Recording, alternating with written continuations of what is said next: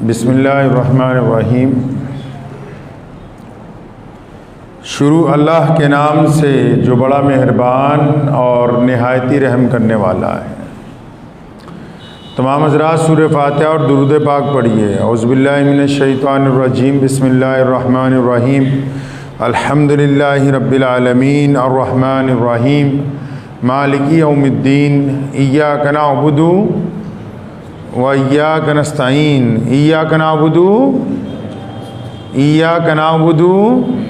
व इय्याका नस्तईन। इय्याका नअबुदु व इय्याका नस्तईन। इहदिनस सिरातल मुस्तकीम सिरातल्लज़ीना अनअमत अलैहिम गैरिल मग़दूबि अलैहिम वलद्दाल्लीन। आमीन। अल्लाहुम्मा सल्लि अला मुहम्मद व अला आलि मुहम्मद कमा सल्लैता अला इब्राहीम व अला आलि इब्राहीम इन्नका हमीदुम मजीद। अल्लाहुम्मा बारिक अला मुहम्मद व अला आलि मुहम्मद कमा बारकता अला इब्राहीम व अला आलि इब्राहीम इन्नका हमीदुम मजीद। रमज़ानुल मुबारक का आज पहला जुमा है और माशाअल्लाह पूरी दुनिया में फ़र्ज़ंदान इस्लाम प्यारे नबी हज़रत मुहम्मदुर रसूलुल्लाह सल्लल्लाहु अलैहि वसल्लम के हुक्म के मुताबिक इस इबादत को अंजाम दे रहे हैं। इबादतें अलग अलग तरीके की होती हैं। कुछ इबादतें होती हैं जो दिल को सुकून देती हैं। कुछ इबादतें होती हैं जो इंसान के कल्ब के अंदर तस्कीन नाजिल करती हैं। कुछ इबादतें ऐसी होती हैं जो अल्लाह से अपनी बात मनवा लेती हैं। रोज़े में ये सारी खसूसियात एक साथ हैं, क्योंकि रोज़ा जो एक इबादत है ये आम इबादत नहीं है, ये इस्लाम में इनकलाबी इबादत है। यानी एक ऐसी इबादत जो इंसान के मिजाज में इनकलाब बर्पा कर देती है, फौरन तब्दीली ले आती है। कई इबादतें हैं ना जो करते करते आहिस्ता आहिस्ता तब्दीली आती। तस्बीह करते हैं, कुछ दिन बाद असर आना शुरू होता है। नमाज पढ़ना शुरू करते हैं, आहिस्ता आहिस्ता आदत बढ़ती है। रोज़ा तो इधर रखा और फौरन जिस्म के अंदर, रूह के अंदर, मिजाज के अंदर, तबीयत के अंदर फौरन तब्दीली आ जाती है। तो ये इनकलाबी इबादत है। कौन सी इबादत है जी? इनकलाबी इबादत है। इस इबादत में बाकी की तमाम चीज़ें शामिल हैं। रोज़ा है तो इसमें नमाज भी है, रोज़ा है तो कुरान पाक की तिलावत भी है, रोज़ा है तो तस्बीहात भी हैं, रोज़ा है तो फिर मस्जिद की ज़ियारत भी है, रोज़ा है तो दुरूद पाक की कसरत भी है। ये एक ऐसी इबादत रसूल करीम सल्लल्लाहु अलैहि वसल्लम को अल्लाह करीम ने अता फरमाई कि जो इंसान के मिजाज में इनकलाब बर्पा कर देती है। अब जो लोग रोज़ा रख रहे हैं, अगर उनके मिजाज में इनकलाब बर्पा नहीं हुआ है, तब्दीली नहीं आई है, तो इसका मतलब अभी रोज़ा हुआ ही नहीं है। रमज़ान के 3 अशरों में इसको तकसीम किया गया रमज़ानुल मुबारक को। पहला अशरा रहमत है, दूसरा अशरा मग़फ़िरत का है और तीसरा अशरा जहन्नुम से आज़ादी का है, खुलासी का है। लेकिन रोज़ा रखवाया क्यों है और रसूल करीम सल्लल्लाहु अलैहि वसल्लम को इतनी बड़ी इबादत अल्लाह तबारक व तआला ने अता क्यों फरमाई? हम रोज़ा रखते क्यों हैं? अगर कोई गैर मुस्लिम दोस्त हमसे पूछे कि आप रोज़ा क्यों रखते हैं, तो क्या जवाब है इसका? और फिर रोज़ा 1-2 दिन का हो सकता था, ये पूरे महीने का रोज़ा क्यों है? रोजे को फर्ज होने के लिए बुनियादी वजह क्या है? आखिर वो कौन सी वजह है कि अल्लाह करीम ने इस रोजे को रखना हम पर फर्ज करार दिया, जरूरी करार दे दिया गया? रोजेदार के लिए हम जो भी काम करते हैं, चाहे वो कारोबार हो, चाहे वो दुनियावी हो, चाहे वो दीनी हो, जो भी काम करते हैं उसकी बुनियादी वजह हमें मालूम होनी जरूरी है। बिना वजह के मालूम हुए वो काम पाए तकमील तक नहीं पहुंच सकता है। सन 2 हिजरी में 29 शाबान को 622 ईस्वी बनती है, सितंबर का महीना है, और रसूल करीम सल्लल्लाहु अलैहि वसल्लम के लिए अल्लाह तबारक व तआला का हुक्म आता है कि हमने रोज़े फ़र्ज कर दिए गए। क्यों फ़र्ज कर दिए गए? फरमाया ताकि ये जो रोज़ेदार हैं, ये जो ईमान वाले हैं, ये मुत्तकी बन जाएं, परहेजगार बन जाएं, अच्छे बंदे बन जाएं, इनकी रूह बहुत प्यारी हो जाए, इनके चेहरों की तरह इनके दिल मुनव्वर हो जाएं। फरमाया इसलिए रोजे फर्ज किए हैं ताकि इनके अंदर तकवा आ जाए, और फिर या अल्लाह 30 दिन के कर दिए, फरमाया ताकि इनको नेकी करने की आदत पड़ जाए। सोने रसूल ने फरमाया ना कि रोजा ढाल है, फरमाया रोजा ढाल है, तलवार के साथ ढाल होती है ना जी, फरमाया रोजा ढाल है मोमिन के लिए। और कब तक ढाल है ये? फरमाया जब तक ये इसको फाड़ नहीं देता, जब तक मोमिन ढाल को फाड़ नहीं देता तब तक ये रोजेदार के लिए अच्छी है। कि या रसूलल्लाह कैसे ढाल है? फरमाया रोजा इंसान को जिना से रोकता है, रोजा इंसान को बुराई से रोकता है, रोजा झूठ बोलने से रोकता है, रोजा निगाह को गंदी करने से रोकता है, रोजा बेईमानी से रोकता है, रोजा रियाकारी से रोकता है, रोजा गीबत करने से रोकता है, रोजा मक्कारी से रोकता है, रोजा हराम चीज से रोकता है, रोजा हराम कारोबार से रोकता है। अगर इतनी तमाम अगर इनमें से कुछ काम रोजेदार करता है तो वो ढाल फट गई, मतलब रोजा उसका खराब हो गया है। खुद फरमाया ना रसूलुल्लाह ने कि आपके भूखे रहने से अल्लाह को कुछ फायदा नहीं। आप अगर भूखे हैं अल्लाह को कुछ फायदा नहीं है इससे, आप प्यासे हैं तो अल्लाह को कुछ फायदा नहीं।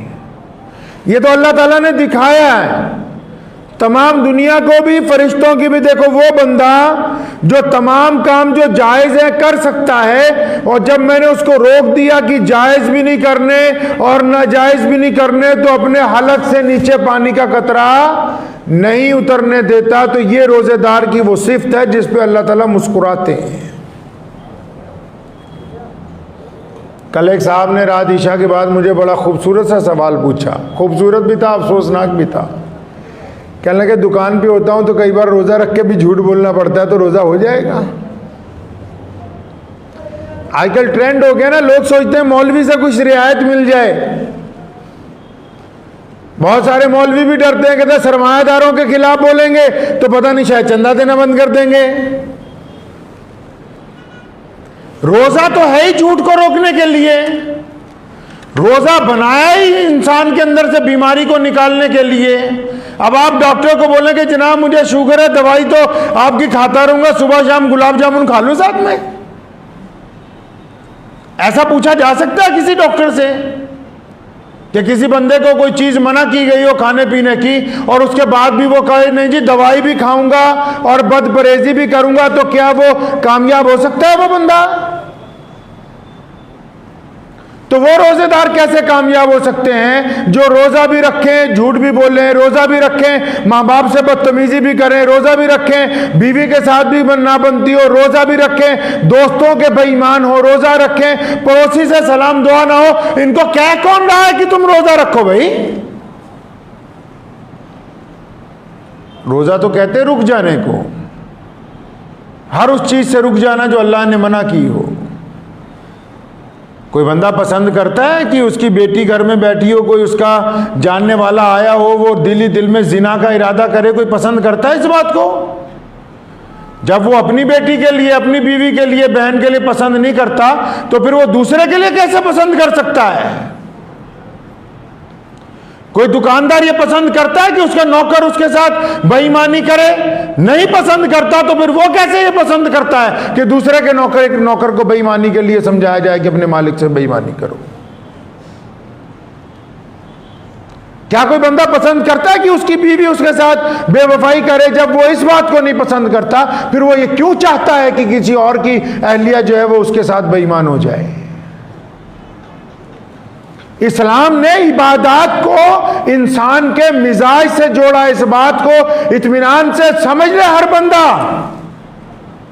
इस्लाम दौलत का मजहब नहीं है। आज पूरी दुनिया में सबसे बड़ा मजहब इस्लाम है। पूरी दुनिया का कोई ऐसा रंग और नस्ल का बंदा बताओ जिसमें कलमा ला इलाहा इल्लल्लाह मोहम्मद रसूलुल्लाह पढ़ने वाले ना हो। तो ये कैसे मुमकिन हो गया भाई? ये सिर्फ चंदे से मुमकिन हो गया है? सिर्फ लड़ाइयों से मुमकिन हो गया? पावर से मुमकिन हो गया? ये ऐसे मुमकिन नहीं हुआ। रसूलुल्लाह सल्लल्लाहु अलैहि वसल्लम ने इंसानों की तामीर की। किसकी तामीर की जी? इंसानों की तामीर की है। रोजा एक इनकलाबी इबादत है।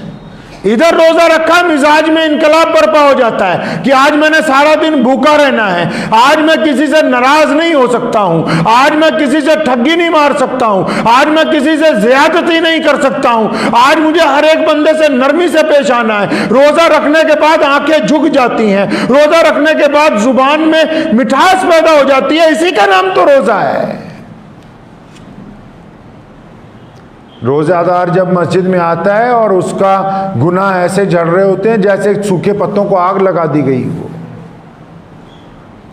और अल्लाह ताला इस इबादत पे अपने बंदे पे फख्र करते हैं।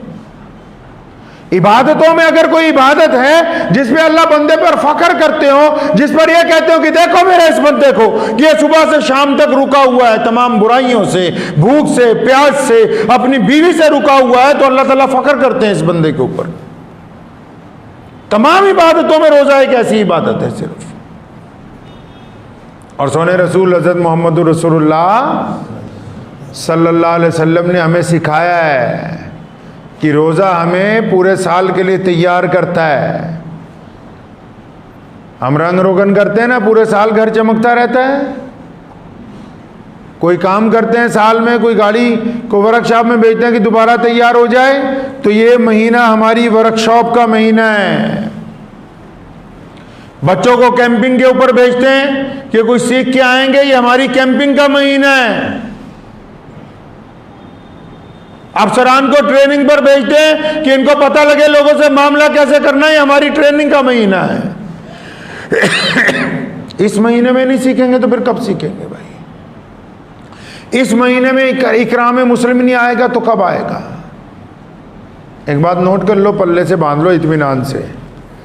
जिसको रोज़ा रख के भी गुस्सा आता है ना, रोज़ा रख के भी जो अकड़ता है, रोज़ा रखने के बाद भी जिसके माँ बाप को उससे डर लगता है, रोज़ा रखने के बाद भी जो बेईमानी नहीं छोड़ रहा, रोज़ा रखने के बाद भी नमाज नहीं पढ़ता है, रोज़ा रखने के बाद भी लोगों को जिना की निगाह से देखता है, रोज़ा रखने के बाद भी झूठ बोलता है, लिख के ले जाइए दिल की तख्ती पर, ऐसे बंदे का रोज़ा हो ही नहीं सकता, हो ही नहीं सकता किसी की। रोज़ा नहीं है उसका, उसको गलत फहमी है कि मैंने रोज़ा रखा है, वो भूखा और प्यासा है, बस रोज़ा नहीं रखा है उसने। और कुछ लोग ऐसे भी हैं जो सोचते हैं कि पंजाब में रह रहे हैं, रोजा रखे ना रखे किसी को पता लगे ना लगे, किसी को पता लगे ना लगे, वो अल्लाह वाहदा शरीक जो एक पत्थर के अंदर बंद कीड़े की खबर रखता है, जो दिलों का हाल जानता है, उसे पता है किसने रोजा रखा है और किसने रोजा नहीं रखा, वो जानता है। किसको धोखा देना चाहता है बंदा? किसको धोखा देना चाहता है? अल्लाह को धोखा देना चाहता है या अपने आप को धोखा दे रहा है? जो लोग रियाकारियां, बदगुमानियां और बेईमानियां कर रहे हैं, वो किसको धोखा दे रहे हैं? वो रिश्तेदारों को धोखा नहीं दे रहे, वो कारोबार में सामने वाले को धोखा नहीं दे रहे, वो अल्लाह तबारक व तआला को धोखा नहीं दे रहे, वो अपने आप को धोखा दे रहे हैं, खुद धोखे में हैं, क्योंकि ये धोखा एक दिन उनकी तरफ लौट कर आने वाला है। ये कहीं नहीं जाएगा उनको छोड़ के, ये जाएगा नहीं कहीं छोड़ के। रोजा भी रखा हो तो मजा तब है कि रोजेदार के मिजाज में नरमी आ गई। रोजा रखा हो मजा तब है कि रात को उठ के अल्लाह ताला के हुजूर इबादत करता हो कि या अल्लाह जो खताएं, जो लफ्ज़ें मुझसे हो गई वो माफ कर दें। रोजा रखा हो तो जिनसे नाराजगियां हो कम से कम उनको फोन करके बोले कि रमजान का महीना है, मेरा दिल आपके लिए साफ है, आप भी अल्लाह के लिए मुझे माफ कर दें। रोजा रखा हो तो टूटे हुए रिश्तों को जोड़ दे। रोजा रखा हो तो पड़ोसी के साथ गले मिल ले। रोजा रखा हुआ हो तो गरीब जो आ जाए दरवाजे तक उसको खाली ना लौटाए।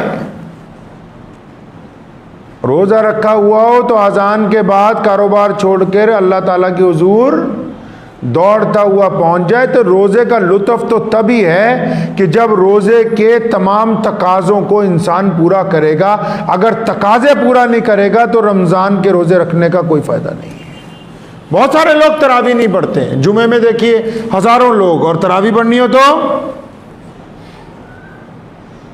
और बहुत सारे लोग चाहते हैं 6 दिन में हो जाए, कुछ चाहते हैं 3 दिन में मामला निपट जाए। तो आप किसको धोखा देना चाहते हैं? मैं पूछता हूं कई लोगों को, भाई किसको गुमराह करना चाहते हो, किसको बेवकूफ बनाना चाहते हो कि भाई हमारा काम 2-4 दिन के अंदर चल जाए? जिंदगी तमाम उम्र की चाहिए, इज्जतें तमाम उम्र के लिए चाहिए, सेहत तमाम उम्र के लिए चाहिए, और कुरान सिर्फ 6 दिन सुनने के लिए कोई हाफिज चाहिए? बंदा अल्लाह ताला से वफादारी का इजहार करता है जब रोजा रखता है। वो रोजा रखते हुए नियत करता है सुबह को कि मैंने रोजा रखा किसके लिए? उस अल्लाह के लिए रोजा रखा। किसके लिए? अल्लाह के लिए रोजा रखा। नफे और नुकसान का मालिक अल्लाह है, वहदहू ला शरीक अल्लाह है, और इस बात का ऐद करता कि अल्लाह मैं आपके लिए रोजा रख रहा हूं, कुछ हो जाए मैं रोजा तोड़ूंगा नहीं। और उसके बाद अगर फिर बंदा रोजे के तकाजे पूरा ना करे तो फिर वादा कहां चला गया? फिर मैं मानता हूं कि अगर तस्बीह ज़्यादा की जाए सवाब ज़्यादा मिलेगा, रोज़ा रखा जाए तो सवाब मिलेगा, नमाज पढ़ी जाए तो सवाब मिलेगा, कुरान पढ़ा जाए तो सवाब मिलेगा। लेकिन मेरे रसूल कौ सल्लल्लाहु अलैहि वसल्लम ने फरमाया इन्नमल आमालु बिन्नियात, औ कमा क़ाल नबी सल्लल्लाहु अलैहि वसल्लम, फरमाया कि अमल का दारोमदार नियत पर है। अगर तो नियत हो गई है पाक कि अब अंदर बुराई किसी के लिए नहीं है, तब तो फिर सारी इबादतें कबूल हैं, सारी रियाजतें कबूल हैं, थोड़ी हो या ज्यादा हो। और नियत में अगर फतूर है, रोजा रख के भी चुगली कर रहे हैं बैठे हुए, तो कोई फायदा नहीं इनको होने वाला है। रोजा रख के भी दूसरे की फिक्र है कि अच्छा ये कितना कमा गया, इसने किससे बेईमानी की, मुझे पता होना चाहिए। अरे हम खुद अपना अमल देखने के लिए तैयार नहीं। अगर अपनी किताब खोल ले रात को बिस्तर पर लेट के, तो हमारी आंखें शर्म से झुक जाएंगी, हम दूसरों के ऊपर तनकीद करने वालों में शामिल नहीं होंगे। हमें यह हक शरीयत ने नहीं दिया है। रोजा यही तो सिखा रहा है। और 30 दिन लगातार रोजे क्यों रखाए? पहला रोजा, दूसरा, तीसरा, चौथा, पांचवा, 30 दिन रोजे क्यों रखाए? रसूलुल्लाह चाहते हैं कि ये मेरी जो उम्मत है, रसूलुल्लाह चाहते हैं कि ये जो अब्दुर्रहमान है, ये जो मोहम्मद शफी है, ये जो मोहम्मद जुनैद है, ये इनको आदत पड़ जाए मेरे दीन के मुताबिक चलने की, इनको आदत पड़ जाए मीठा बोलने की, इनको आदत पड़ जाए गरीब को उठाने की, इनको आदत पड़ जाए मिस्कीन से मोहब्बत से पेश आने की, इनको आदत पड़ जाए मस्जिद तक आने की, इनको आदत पड़ जाए कुरान की जियारत की, इनको आदत पड़ जाए माँ बाप की इताअत की, इनको आदत पड़ जाए लोगों के साथ सिला रहमी करने की। इसलिए 30 रोजे लगातार आपसे रखवा रहे हैं कि तुम अच्छे बंदे बन जाओ। कईयों ने तो फॉर्मेलिटी समझ रखी है। फॉर्मेलिटी में इस्लाम में कुछ नहीं है। इस्लाम दुनिया का वो मजहब है जिसको रसूलुल्लाह सल्लल्लाहु अलैहि वसल्लम ने इस तरीके से ऑटोमेटिक चलाया है कि जो लोग इस सिस्टम में आ जाएंगे वो इज्जत पाएंगे। अल इज्जतु लिल्लाहि व रसूलिही वल मोमिनीन, जो इस सिस्टम में दाखिल हो जाएंगे वो इज्जत पाएंगे, उनके घर महफूज होंगे, उनकी इज्जतें महफूज होंगी, दुनियादारों के सामने कराएंगे कि ये मुसलमान है। लोग कहते हैं जाओ किसी गैर मुस्लिम से पूछो, वो कहे अच्छा तू मुसलमान है यार, तू झूठ नहीं बोल सकता है। आप झूठ बोल के देखें, सामने वाला कोई हिंदू भाई हो, सिख भाई हो, ईसाई भाई हो, दलित भाई हो, आप जरा बेईमानी करके देखो, वो आज 2021 में आपको ये कहता है कि शफी भाई यार तू तो मुसलमान है। मुसलमान तो झूठ नहीं बोल सकते ना। जो दीन के अंदर रसूलुल्लाह सल्लल्लाहु अलैहि वसल्लम ने इसको ऐसा बनाया कि दौलतमंद इसमें इज्जत नहीं पा सकते। रसूलुल्लाह ने इस दीन को ऐसा बनाया कि कोई बड़ी बरादरी वाला इसमें इज्जत नहीं पा सकता है। रसूलुल्लाह ने इसको ऐसा बनाया कि जो इस दीन में दाखिल होगा, जो दीन में तकवा इख्तियार करेगा, जो दीन को अपने मिजाज में लाएगा, जो दीन को अपनी आंखों में लाएगा, जो दीन को अपनी जुबान में लाएगा, जो दीन को अपने चेहरे में लाएगा, वो ऑटोमेटिक इस दीन के अंदर इज्जतदार हो जाएगा।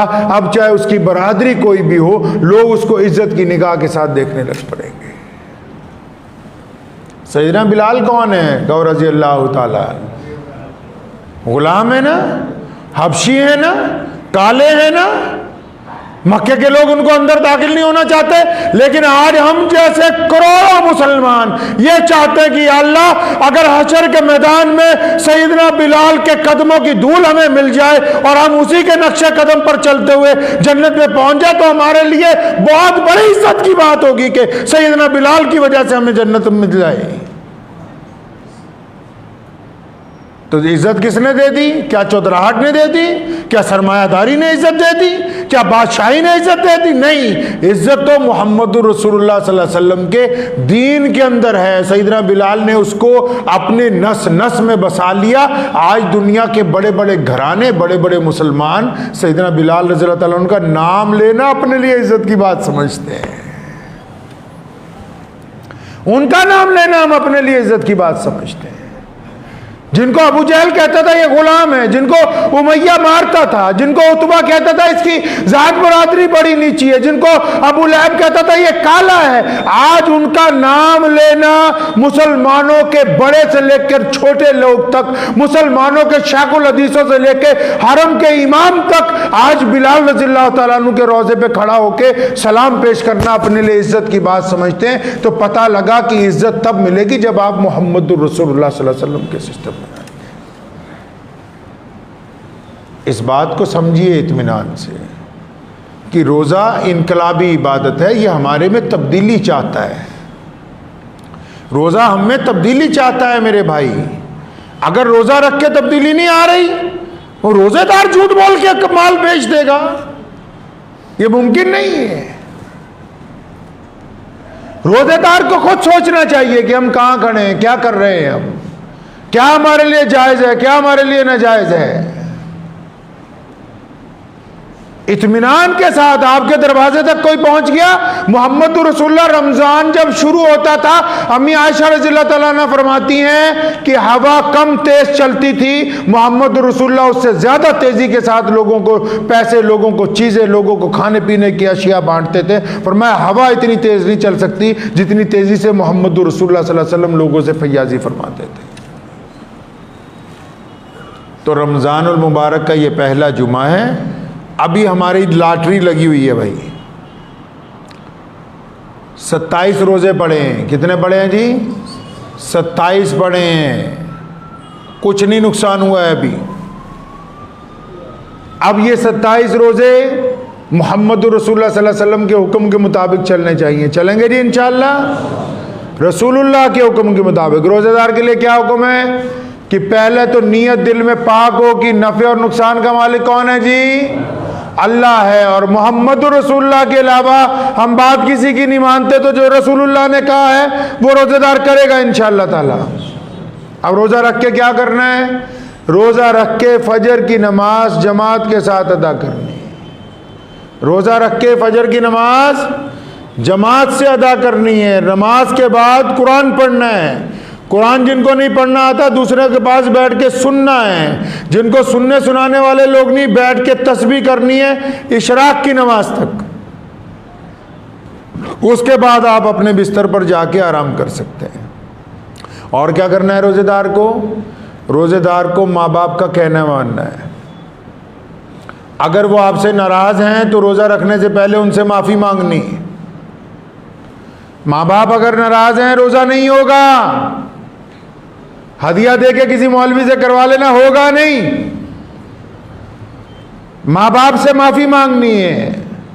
सके भाई बहनों के साथ ताल्लुकात इस्तवार करने, नहीं मानते तो उनके लिए 5 नमाजों में खैर की दुआ करनी। नहीं मानते तो उनके लिए 5 नमाजों में खैर की दुआ करनी। पड़ोसी जो है अगर वो गैर मुस्लिम भी हो, सुन लो रोजेदारों कान खोल के, पड़ोसी अगर गैर मुस्लिम है, गरीब है, उसके घर में खाने के लिए नहीं है तो आप कौरमे बिरयानी से रोजा नहीं खोल सकते।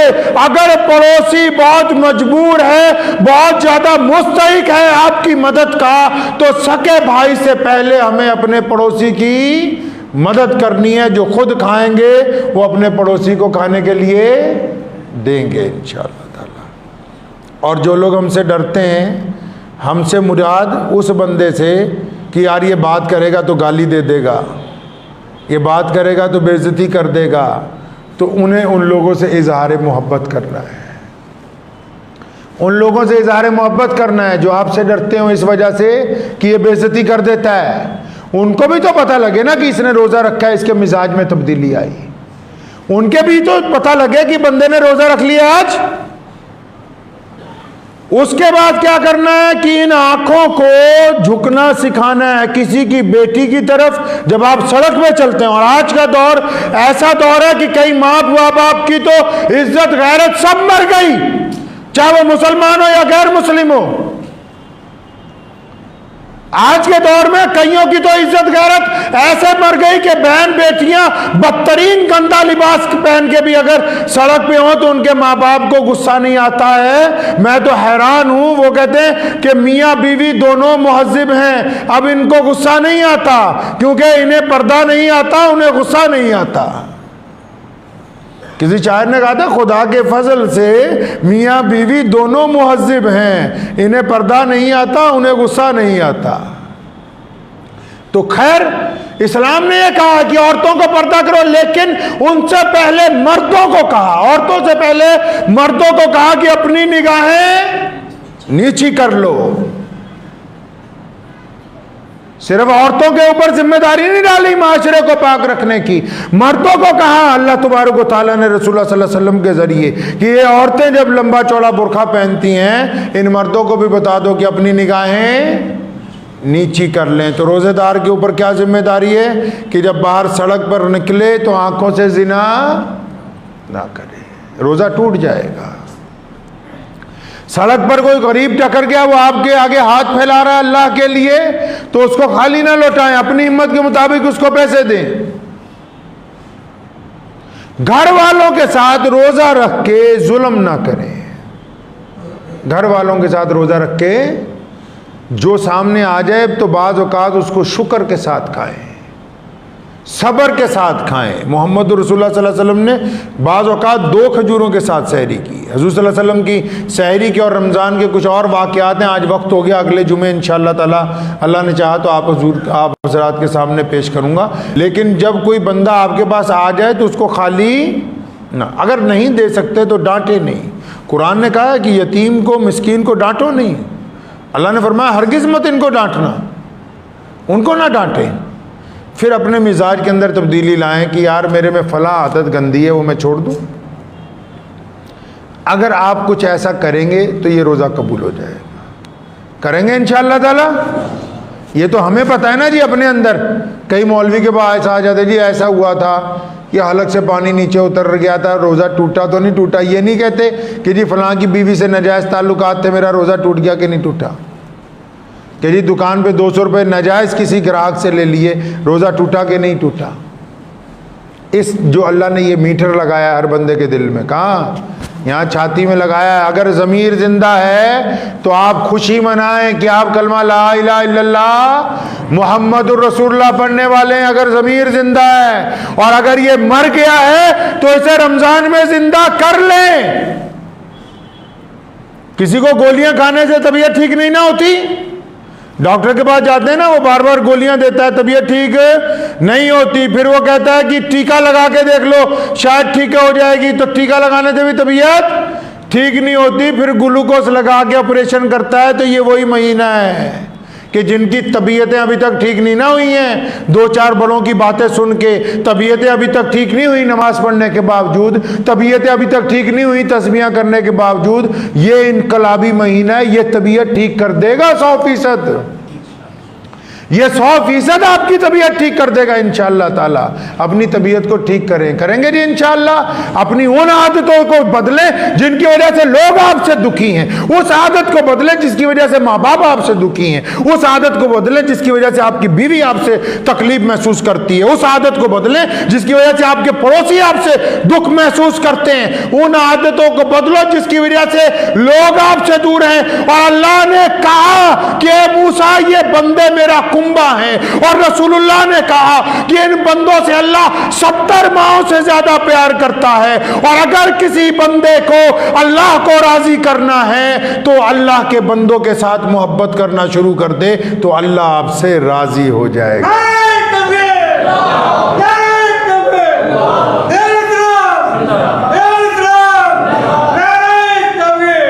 दुआ कीजिए अल्लाह ताला इन बातों पर मुझे भी और आप सबको भी अमल करने की तौफीक अता फरमाए। व आखिर दावाना अनिल हम्दुलिल्लाहि रब्बिल आलमीन।